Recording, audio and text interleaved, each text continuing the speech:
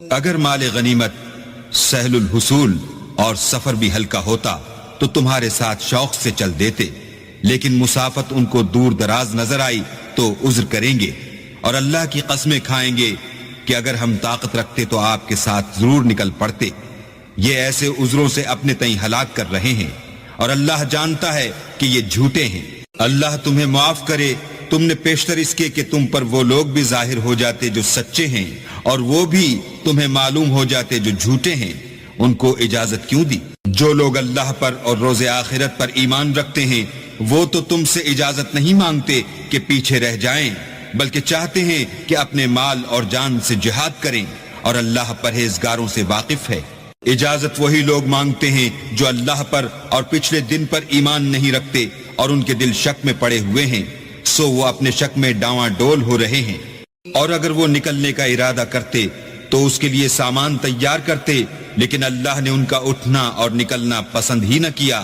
تو ان کو ہلنے جلنے ہی نہ دیا، اور ان سے کہہ دیا گیا کہ جہاں معذور بیٹھے ہیں تم بھی ان کے ساتھ بیٹھے رہو۔ اگر وہ تم میں شامل ہو کر نکل بھی کھڑے ہوتے تو تمہارے حق میں شرارت کرتے اور تم میں فساد ڈلوانے کی غرض سے دوڑے دوڑے پھرتے، اور تم میں ان کے جاسوس بھی ہیں، اور اللہ ظالموں کو خوب جانتا ہے۔ یہ پہلے بھی طالب فساد رہے ہیں اور بہت سی باتوں میں تمہارے لیے الٹ پھیر کرتے رہے ہیں، یہاں تک کہ حق آ پہنچا اور اللہ کا حکم غالب ہوا اور وہ برا مانتے ہی رہ گئے۔ اور ان میں کوئی ایسا بھی ہے جو کہتا ہے کہ مجھے تو اجازت ہی دیجیے اور آفت میں نہ ڈالیے، دیکھو یہ آفت میں پڑ گئے ہیں اور دوزخ سب کافروں کو گھیرے ہوئے ہے۔ اے پیغمبر،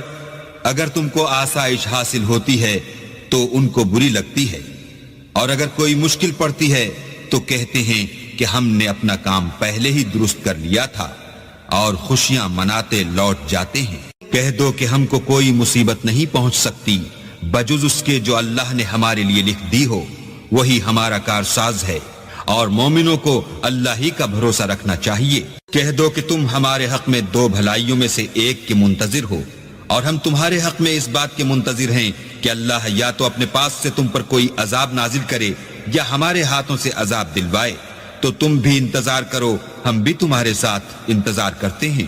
کہہ دو کہ تم مال خوشی سے خرچ کرو یا ناخوشی سے، تم سے ہرگز قبول نہیں کیا جائے گا، تم نافرمان لوگ ہو، اور ان کے خرچ اموال کے قبول ہونے سے کوئی چیز مانے نہیں ہوتی سوائے اس کے کہ انہوں نے اللہ سے اور اس کے رسول سے کفر کیا، اور نماز کو آتے ہیں تو سست و کاہل ہو کر، اور خرچ کرتے ہیں تو ناخوشی سے۔ تم ان کے مال اور اولاد سے تعجب نہ کرنا، اللہ چاہتا ہے کہ ان چیزوں سے دنیا کی زندگی میں ان کو عذاب دے،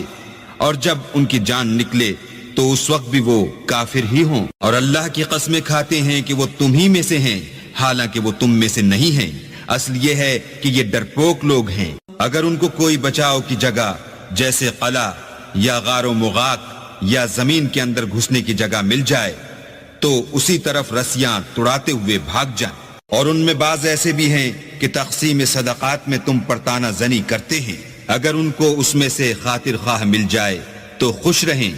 اور اگر اس قدر نہ ملے تو جھٹ خفا ہو جائیں۔ اگر وہ اس پر خوش رہتے جو اللہ اور اس کے رسول نے ان کو دیا تھا، اور کہتے کہ ہمیں اللہ کافی ہے، اور اللہ اپنے فضل سے اور اس کے پیغمبر اپنی مہربانی سے ہمیں پھر دے دیں گے،